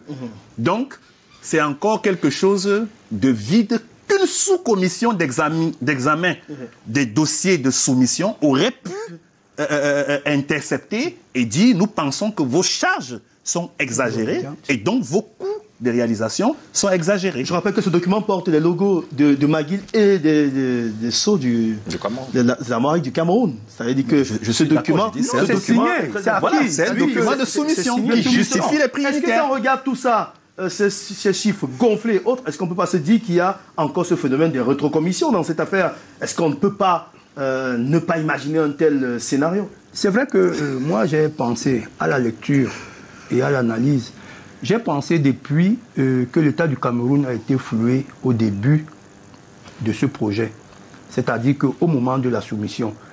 Et si je ne me trompe pas, j'ai aussi pensé que si l'État du Cameroun n'a pas été floué, il y a les intérêts des grosses baleines de l'État qui sont tapis. Les grosses personnalités de l'État qui sont dans le dire les grosses baleines parce que nous sommes ici en termes de centaines de milliards. Nous sommes que des Mwanjamoto. Nous parlons des milliards. Ouais. Et quand on parle de rétrocommission, ce n'est pas une affaire de 10 millions. C'est-à-dire qu'on est ici en termes de milliards. C'est-à-dire que des grandes personnalités qui peuvent être tapis derrière ce dossier, n'est-ce pas, peuvent avoir joué un rôle très négatif au moment où nous sommes en train de suivre ou de constater la deuxième résiliation de ce contrat. Mais moi, la question que je me pose, mais jusqu'aujourd'hui, on ne nous a pas encore, parce que la lettre de ministre ne nous donne pas les motivations de la résiliation de McGill. Le ministre dit que McGill a dit qu'il arrête simplement. Il ne donne pas les raisons. Il faut qu'on sache, parce qu'en réalité, et c'est ça moi, pour quelqu'un qui a eu le temps de suivre certains marchés, il faut qu'on sache quelles sont les motivations de McGill. De McGill, justement. Mais du moment où l'État du Cameroun ne se reproche de rien, le ministre dit au Premier ministre, c'est-à-dire que ce n'est pas lui, c'est l'État du Cameroun. Mais qu'est-ce que McGill reproche donc au Cameroun dans ce dossier, du moment où il a déjà consommé plus de ce qui... C'est-à-dire que nous sommes déjà en dépassement des 163 milliards initialement prévus pour la réalisation de ce complexe, n'est-ce pas? Et aujourd'hui, McGill veut partir. L'autre a consommé 75... McGill est déjà parti. Non, il n'est pas encore parti. Depuis le 21 décembre, on a lu la communication. Oui, ils ont abandonné le chantier. C'est vrai, ils ont abandonné le chantier, mais ils sont passés par où pour partir? Non, oui, parce que bon, c'est vrai qu'on ne peut pas les retenir parce que la diplomatie veut tout et tout, la coopération internationale, mais je crois qu'il y a beaucoup d'obscurité. Et il faut le dire clairement, hein, il y a beaucoup d'obscurité. Justement, est-ce que c'est pas parce que, comme Éric Massa le disait, qu'il y a c'est-à-dire qu'il y a un trop plein de personnes pas assez qualifiées qui sont entrées dans le dossier et maintenant qu'il faut établir les responsabilités, il y a un gros flou au final. Vous savez, moi, j'aime pas très souvent qu'on dise qu'il y a... Nous sommes dans un pays où il y a des compétences. Et vraiment, il y en a suffisamment. Les inclusions, ce n'est pas très facile. À la présidence, il y a toutes les administrations à la présidence. Toutes les administrations sont représentées à la présidence. Il peut y avoir des problèmes, mais pas un problème de ressources compétentes au Cameroun. Vraiment, si c'est un problème de ressources compétentes, humaines surtout, humaines compétentes, je pense que non. Il peut y avoir des complicités, n'est-ce pas, parce que les gens veulent tirer profit, n'est-ce pas, sur le dos du Cameroun. Mais ce n'est pas parce que ces personnes ne sont pas compétentes. D'accord. Non. Moi, je pense que monsieur le délégué parle un peu comme un fonctionnaire. Ah bon, c'est ce que j'allais dire. Vous savez, il y a une différence entre un administrateur et un manager. C'est que l'administrateur est axé procédure. Mais l'administrateur est manager, hein? Permettez. Sauf si... Non, c'est un manager d'un certain type. Le manager, lui, est axé résultat. Vous voyez l'approche. Maintenant, au Cameroun, on n'a jamais dit qu'il n'y a pas de compétences. Nous qui travaillons à l'international, on est bien parti de chez nous pour faire concurrence sur le marché du travail à l'international. Non, moi, je crois aux compétences de chez nous. Je fais partie des gens qui pensent que moi, j'ai fait toutes mes études au Cameroun. Quoi que je fasse dans ma vie, je pars de mon pays. Donc, on a de la compétence. Et je rencontre beaucoup de frères à l'étranger qui sont très calés dans de très grands domaines. Je pense qu'il y a de la compétence au Cameroun. Mais parfois, on n'associe pas la compétence objective à certains dossiers. On associe la compétence complice. Vous voyez? C'est fait à dessein, quoi. Voilà, c'est fait à dessein. On ne peut pas remettre en question la compétence. Mais on peut faire tout un comité sans un technocrate qui est capable de dire que ça ne va pas. Mais on fait tout un comité avec des bénis oui-oui qui avancent, voilà, à tue-tête. Malheureusement. Donc la compétence n'est pas le problème. Éric Martial Diomon, on se retrouve aujourd'hui avec un beau bébé sous le bras qui a eu plusieurs parents. Est-ce que, comme beaucoup le disent dans la presse, beaucoup de confrères, de journalistes et autres, que c'est le plus grand scandale de ces 10 dernières années en termes de scandale financier au Cameroun? Et si c'est le cas, alors comment ça va se passer? Qui doivent répondre? Et pourquoi est-ce que les députés de la nation ne s'insurgent pas? Parce que depuis que l'affaire a débuté, et il n'y a qu'aujourd'hui c'est hier, l'un des députés... Non, ce n'est pas aujourd'hui. Vous voulez parler de Cabral Libye, oui. Ce n'est pas qu'aujourd'hui. Non, je dis que depuis que l'affaire est ressortie, c'est-à-dire qu'elle a ressurgi, Magui avait le dossier de résiliation. Je pense que juste après la Coupe d'Afrique des Nations, le député, justement, Cabral Libye, avait commencé à attirer l'attention sur la gabegie financière. Et pas que lui. Je pense qu'il y a l'autre député, l'honorable Jean-Michel Nitieux, qui avait attiré. Il y a des partis politiques, le MRC qui avait, et bien d'autres partis politiques qui ont martelé là-dessus. Mais malheureusement, j'ai l'impression que beaucoup n'avaient pas compris ou pris la pleine mesure de ce qui était présenté comme situation par les hommes politiques. Parce que, bon, la politique, est-ce qu'elle est dans notre pays? Vous me posez la question de savoir qu'est-ce qui doit se passer. Oui. Mais que la task force qui a géré cette affaire rende gorge. Que la task force qui a centralisé, qui a confisqué pratiquement cette affaire, rende des comptes. Est-ce que ce n'est pas un coup d'épée dans l'eau? On se souvient quand même que lorsque le Cameroun perd l'attribution de la CAN 2019 au profit de l'Égypte, j'étais au Ghana lorsqu'on a attribué la CAN à l'Égypte, et le tollé que ça a eu au Cameroun... Après la visite, le passage de Hamad Hamad. À un niveau où on a dû museler beaucoup de presse au Cameroun pour que l'information n'arrive pas ici, alors que c'est la CAF qui retirait la CAN au Cameroun pour l'Égypte, parce qu'on n'était pas prêt. Eh bien, au lendemain, il y a eu quand même remaniement ministériel, et beaucoup de ministres qui étaient concernés par le dossier ont plutôt des promotions. Oui. Est-ce que ce n'est pas un coup d'épée dans l'eau quand on regarde ce qui s'est passé en 2019 et maintenant? Coup d'épée dans l'eau ou pas, ça n'enlèvera rien à la situation de gabégie, de corruption énorme, de vol à ciel ouvert par certains hauts fonctionnaires de la République, de complicité dans cette machination financière qui n'honore malheureusement pas le Cameroun. Qu'il y ait des sanctions ou qu'il n'y ait pas, ça n'enlèvera pas le fait que le problème est là. Le mal est fait. Olembe, probablement, ne sera jamais un complexe. Et d'ailleurs, il y a un aspect qui m'a quelque peu amusé dans la lettre du ministre. C'est le fait que, dans les dernières lignes du courrier adressé au Premier ministre, le ministre semble dire ça peut se faire, ça peut se terminer avec des entreprises camerounaises sous financement des fonds publics camerounais. Donc, on reste dans la logique de continuer à siphonner les fonds pour pouvoir terminer cet ouvrage. À la fin, on va se retrouver à combien? On parle de 163 milliards déjà de côté. On parle de 55 milliards parce que je dis,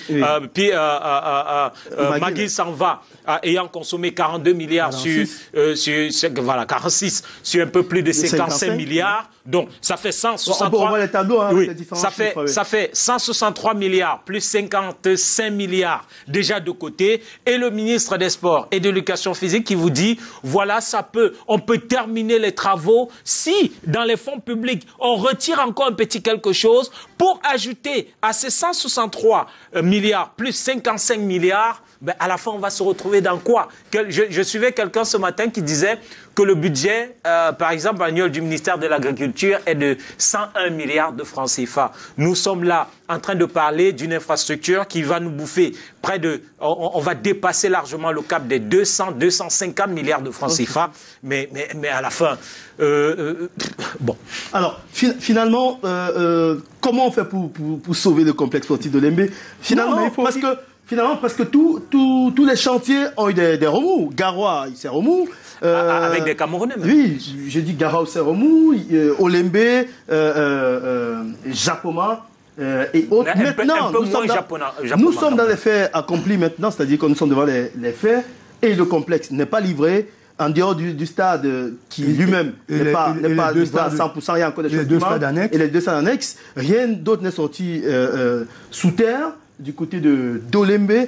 Et là, et comme vous dites, le ministre semble dire qu'on peut faire avec la société locale, alors qu'on savait très bien. Pas seulement les sociétés, les fonds. Oui. Les fonds. C'est-à-dire que, en dehors de les fonds propres du Cameroun, voilà, que allons encore chercher l'argent dans le trésor public pour ajouter à ce qu'on a déjà pris. Viltran, oui, Marc. Si vous vous mettez dans la posture des sociétés BTP qui sont au Cameroun et même à l'étranger, est-ce que vous pouvez récupérer un tel dossier? Pas patriotisme, oui. Moi, je pense même que moi, j'ai vu des pays à l'étranger où les entrepreneurs de BTP se sont réunis en fédération et forment un contrepoids du gouvernement.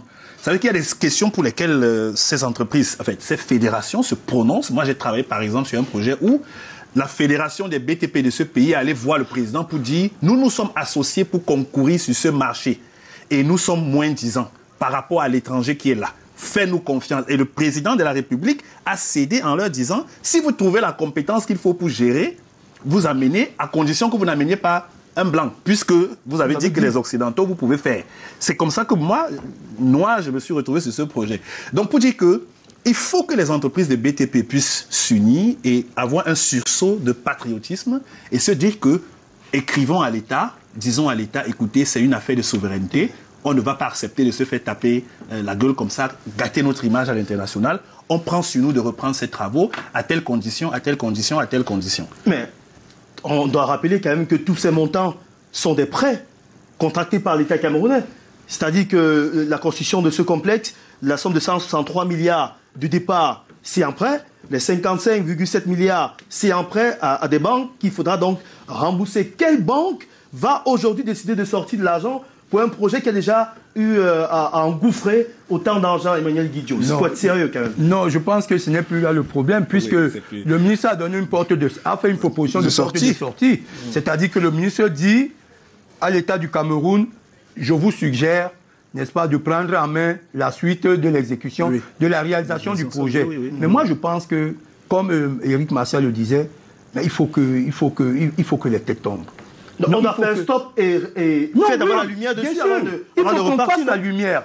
Parce qu'aujourd'hui, nous ne savons pas qui est à l'origine. C'est-à-dire que qui effectivement a fauté, qui a fait quoi. La task force, c'est qui? Quand on parle de task force, c'est qui? Ils sont combien? Ils sont combien? C'est qui? Quand on a parlé du Covid-Gate là, souvenez-vous, le Premier ministre allait se faire entendre du Covid-Gate. Mais pourquoi aujourd'hui? Parce que tout à l'heure, on pensait qu'on a osé dire que le ministre s'est trompé de destinataire. Non, nous sommes dans un gouvernement. Le patron du ministre des Sports, c'est le Premier ministre. Vous comprenez un peu? Et maintenant, c'est à lui qu'il rencontre. Maintenant, le Premier ministre va aussi chercher à voir au niveau de la... C'est pas trop long, ça, parce que... Non, Marc, ça me fait rire. Non, dans le principe... Ça me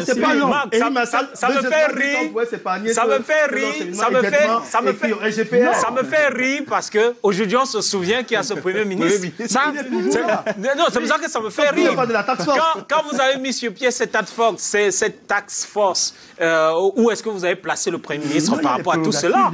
Voilà. Donc, allez là où vous avez commencé vos problèmes, allez les finir là et laissez monsieur le Premier ministre. Donc, la solution, c'est quoi? C'est de mettre tout à plat d'abord, faire la lumière avant de repartir. Donc, que le chantier reste comme ça, qu'on fasse d'abord la lumière avant de se redéployer. Sinon, on va avoir un gros désordre et on ne saura pas qui a fait quoi dans ce dossier. Mais on joue la dernière minute là, en 30 secondes. Donc, il faut noter aussi que l'État du Cameroun se retrouve dans deux défis. C'est-à-dire le défi de la maintenance des équipements qui sont déjà faits, qui est un très gros défi. D'ailleurs, je le disais à Mathieu. Ça fait 11 mois qu'on n'a pas joué sur la pelouse du stade de Dolembe. 11 mois qu'on n'a pas utilisé ce bâtiment. Les experts le disent. On va parler de 400 millions d'entretien pendant... C'est un coût. Si ce complexe ne produit pas de l'argent... Il faut qu'il produise. Voilà, on ne pourra pas l'entretenir. Et dans le même temps, je dis bien pour des raisons de souveraineté, l'État ne peut pas laisser ce complexe comme un cimetière. Il faut bien que l'État termine ce projet et donc trouvent de l'argent. C'est pour ça que je pense que l'État devrait se tourner vers les entreprises locales. Il y a encore un peu de reste d'argent parce qu'on n'a pas consommé tous les 55 milliards. Et on n'a pas consommé tous les 163 milliards. Donc, il y a encore un peu, on peut avoir 12 ou 15 mais on vous dit c'est bloqué. Voilà. Oui. Donc, Pikini a bloqué avec son contentieux. Avec son contentieux, les 50 milliards. Je ne vois pas McGill vous laisser utiliser la dizaine qui reste. Non, merci. On va poursuivre ce débat lundi prochain, je vous rappeler, parce qu'il faudra parler de la suite. Oui. Comment entretenir ces infrastructures de la CAN pour qu'elles donnent de l'argent, pour que l'entretien se fasse naturellement et que l'État ne soit plus encore à dépenser. Vous avez écouté. En tout cas, the show must go on. Chacun va avoir les responsabilités qui l'incombent. L'affaire-ci, ce n'est pas étonnant qu'ils gèrent entre eux les hauts placés.